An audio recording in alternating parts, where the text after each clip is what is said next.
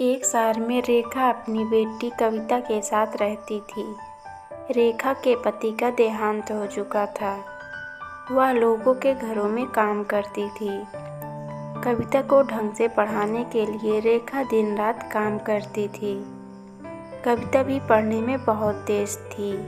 एक दिन जब रेखा घर आती है तो कविता बोली, माँ देखो, मुझे स्कूल से इनाम में ये ट्रॉफ़ी मिली है। मैं स्कूल से फर्स्ट आई हूँ। रेखा बोली, बेटी ऐसे ही मेहनत से पढ़ाई करती रहो। मेरा सपना है कि तू पढ़ लिख कर एक बड़ी ऑफिसर बन जाए। कविता बोली, लेकिन माँ मैं अभी केवल 6ठी क्लास में हूँ। उसमें तो बहुत समय लगेगा। रेखा बोली, कोई बात नहीं बेटा, मैं बहुत मेहनत करूँगी, तुझे पढ़ाऊँगी। तू चिंता मत कर, बस मन लगाकर पढ़। इसी तरह समय बीतता गया। एक दिन रेखा अपने काम से वापस आ रही थी। तभी रास्ते में उसे एक लकड़ी का बक्सा पड़ा दिखाई दिया। पहले तो रेखा आगे बढ़ गई, लेकिन फिर उसने देखा कि उसे बक्से में कुछ चमक रहा है। रेखा ने डरते डरते वह बक्सा खोला तो उसमें बहुत सारे सोने के जेवर थे। रेखा को अपनी आंखों पर विश्वास नहीं हुआ। वह इधर उधर देखने लगी, लेकिन वहाँ कोई नहीं था।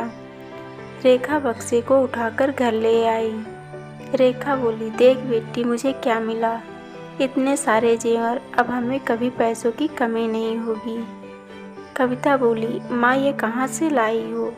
रेखा बोली, बेटी यह लगता है भगवान जी ने हमारे दुखों को दूर करने के लिए भेजे हैं, लेकिन तू इसके बारे में किसी से कुछ मत कहना। रेखा बक्से को संभालकर छुपाकर रख देती है।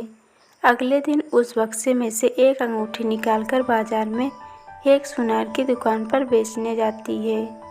रेखा बोली, भैया मुझे ये अंगूठी बेचनी है। सुनार अंगूठी लेकर उसकी जांच करता है। फिर वह कहता है, ये अंगूठी कहाँ से लाई हो, यह तो नकली है। इस पर केवल सोने का पानी है, अंदर तो सब पीतल ही पीतल है। इसके तो कोई 2 रुपए भी नहीं देगा। यह सुनकर रेखा परेशान हो जाती है। रेखा बोली, एक काम करो सेठ जी, यह मुझे वापस दे दो। सुनार बोला, लगता है तुम्हें पैसों की सख्त ज़रूरत है।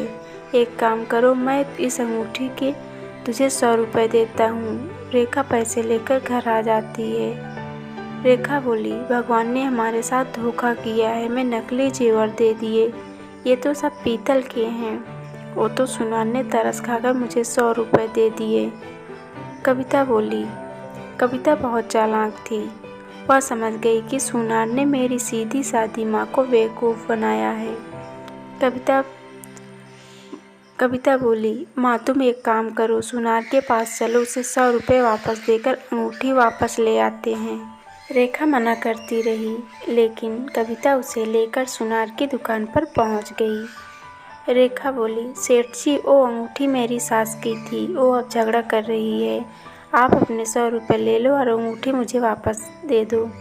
सुनार बोला, अरे उस पीतल की अंगूठी क्या करेगी, ये ले 100 रुपये और ले जा। मुझे तो अंगूठी की बनावट अच्छी लगी, इसलिए रख ली। इसे देखकर मैंने सोने की अंगूठी बनवा लूँगा। कविता बोली, नहीं सेठ जी, आप हमारी अंगूठी वापस कर दो, नहीं तो मेरी दादी यहीं आकर झगड़ा करेगी। सुनार बड़ी मुश्किल से अंगूठी वापस करता है। अंगूठी लेकर दोनों घर आ जाते हैं। रेखा बोली, अच्छे भले 200 रुपये दे रहा था, ले लेती। इस पीतल की अंगूठी का क्या करेंगे, कोई 2 रुपये भी नहीं देगा।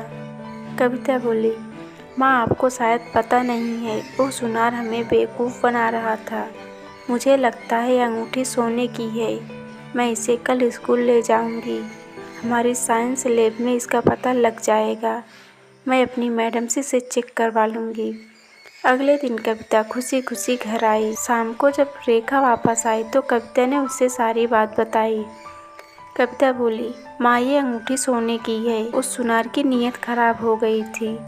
मेरी मैडम ने चेक करके बताया कि यह असली सोने की है और इसमें ज़रा भी मिलावट नहीं है। रेखा बोली, लेकिन अब हम क्या करें, हमें तो कोई भी बेवकूफ़ बना देगा।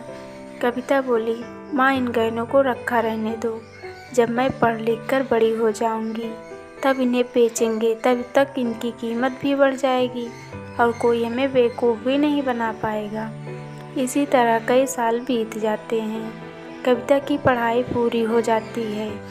पढ़ाई पूरी होने के बाद वह ज्वेलरी डिजाइनिंग की कोर्स करती है। उसके बाद वह कुछ गहने बेचकर मार्केट में एक दुकान खरीद लेती है। फिर दुकान के पिछले हिस्से में सोने के कारीगरों को नौकरी पर रख लेती है।